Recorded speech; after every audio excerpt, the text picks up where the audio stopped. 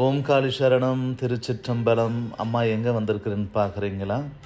நம்ம ராணிப்பேட்டை மாவட்டத்தில் இருக்கக்கூடிய நெமிலி அங்கே ஊஞ்சல் பொன்னியம்மனுடைய ஆலயத்துக்கு தான் அம்மா வந்திருக்கிறேன். இங்கே ஏற்கனவே ஒரு 2-3 வருஷமாக திருவிளக்கு பூஜைக்கு அம்மா அழைச்சிருந்தாங்க, போய் துவங்கி வச்சுருந்தேன். இந்த வாட்டி பார்த்திங்கன்னா அன்னை பாவாடை உற்சவம். பாவாடை அப்படின்னா என்னன்னு நினைக்கிறீங்களா? வாங்க பார்க்கலாம். ரொம்ப சிறப்பான முறையில் அம்மா வரவேற்றிருந்தாங்க. கருவறையில் போயிட்டு அந்த ஊஞ்சல் பொன்னியம்மனுக்கு அம்மா தீபார்த்தனை பண்ணுற காட்சியை தான் நீங்கள் பார்த்துட்டு இருக்கிறீங்க. ரொம்ப ஒரு 500 வருஷம் பழமையான கோவில் சொல்லலாம். ஏன்னா அங்கே உள்ளே இருக்கிற அந்த அம்பாவை பார்க்க சொல்ல அந்த பல்லவர் காலத்தில் இருக்கிற அந்த சிற்ப வடிவங்கள் என்னால் பார்க்க முடிஞ்சிச்சு. 7 சப்த மாதாக்கள் இருந்தாங்க. சப்த கன்னியர்கள் வேறு, சப்த மாதாக்கள் வேறு. பிரம்மி, மகேஸ்வரி, கௌமாரி, வாராகி, வைஷ்ணவி, இந்திராணி, சாமுண்டி அப்படின்னு சொல்லக்கூடிய சப்த மாதாக்கள். அந்த கருவறையிலேயே விநாயகர் பெருமானும் இருந்தார் கன்னிமூலையில், கன்னிமூலை கணபதியாக. ரொம்ப பார்க்குறதுக்கே ஒரு டிவைனான ஒரு வைப்ரேஷனில் உள்ள போசல்லே கூஸ்பாம் ஏற்படுற மாதிரி, உடல் செலுத்து போகிற மாதிரி ஒரு அற்புதமான ஒரு காட்சி. அந்த சந்தன காப்பில் அந்த பௌர்ணமி, பங்குனி உத்திர பௌர்ணமியில் அம்பாள் அவ்வளோ ஒரு ஆனந்தத்தோடு இருக்கிறாங்க. ஏன் ஆனந்தத்தில் இருக்க மாட்டாங்க? அன்பு நிறைந்த பக்தர்கள் இருக்கும் பொழுது அம்மா சந்தோஷமாக தானே இருப்பாங்க. அங்கே இருக்கிற மக்கள் எந்த குறையும் இல்லாமல் மகிழ்ச்சியாக வாழறதுக்கு காவல் தெய்வமாக இருக்கக்கூடிய அன்னை தான் இந்த ஊஞ்சல் பொன்னியம்மன். பார்த்தீங்களா?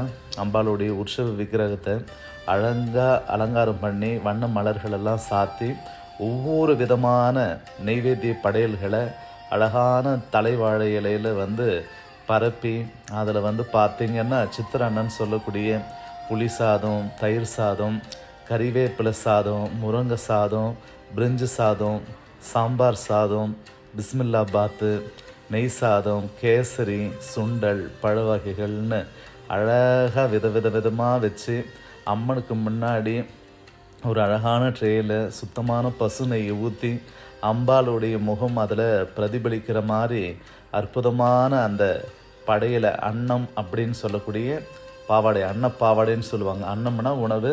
அது அழகாக ஒரு பாவாடை மாதிரி விரித்து வச்சு அழகாக அந்த படையில் அழகாக பார்க்குறதுக்கே கண்கொள்ளா காட்சியாக வச்சுருக்குறாங்க. நம்ம கூட புரட்டாசி மாதம்லாம் பார்த்திங்கன்னா என்ன பண்ணுவோம்?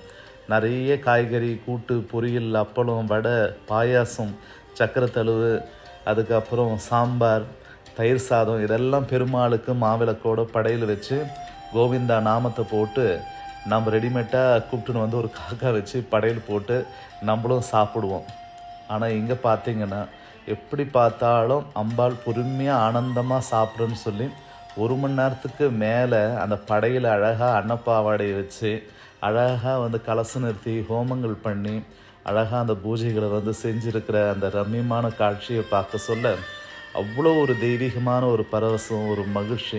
அம்பாள் ஆனந்தமாக சாப்பிட்றாங்கன்னா அது இயற்கையோடைய வளத்தை செழிப்பாக்கும். மழை கால நேரத்துக்கு பெய்யும், இயற்கை சமநிலையில் இருக்கும். மக்கள் எல்லாம் தன்னுடைய பணிகளை அற்புதமாக செஞ்சு மகிழ்ச்சியோட சௌபாகியமாக வாழறதுக்குண்டான ஒரு அற்புதமான இயற்கையின் சக்தியை விளங்கக்கூடிய அந்த கிராம தேவதையுடைய பரிபூர்ணமான அருள் அங்கே இருக்கிற மக்களுக்கு கிடைக்கும் பொழுது அங்கே எல்லா விதமான செல்வ சுகங்களும் கிடைக்கும். அதுக்கு தான் இந்த மாதிரி திருவிழா காலங்களில் படையல், கும்பம் சோறு வைக்கிறதெல்லாம் நீங்களும் கண்டிப்பாக இந்த மாதிரி ஊரில் செய்யுங்க.